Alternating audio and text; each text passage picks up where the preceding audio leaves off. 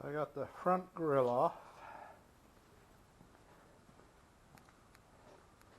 I got the car radiator drained of antifreeze, got the headlights off, got the hood covers off. Next up is I'm going to take the radiator out so that we can start getting some access in there to look at taking the engine out. My usual camera, which was a gimbal mounted camera, was on a tripod, got knocked over, and now it's a paperweight. So I'm using one of my backup cameras here. These are out. I was just letting it, I rinsed it after I got the antifreeze out, and I was just letting it dry off a little bit before I wheeled it back in. So let's get it back in.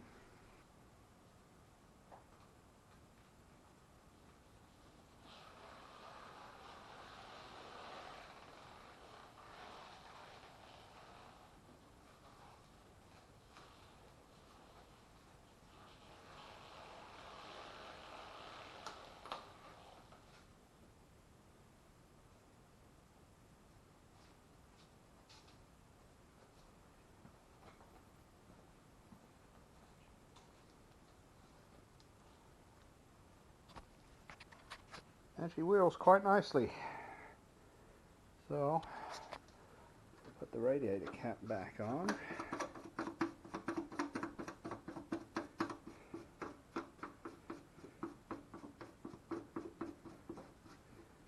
There.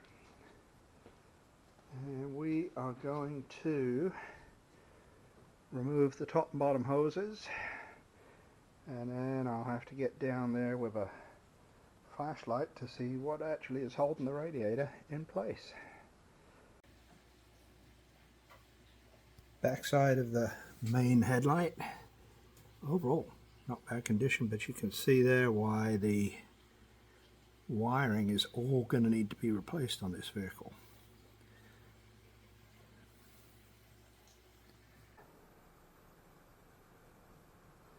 As you can see, I got the radiator out. That was just 2 bolts through the bottom of the frame, which looks to be in pretty good condition, which is good news. Now I can see the engine mounts, see the spark plugs. So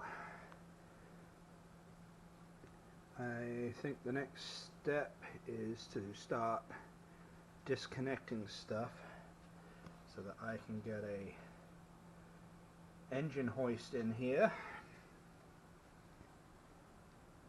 and start removing the engine.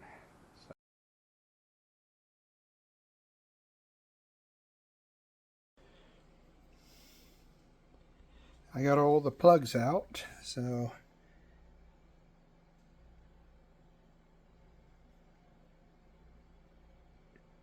not run for at least 10 years. I expect to see a little bit of crud on there. And now time to break out the borescope and look in the cylinders.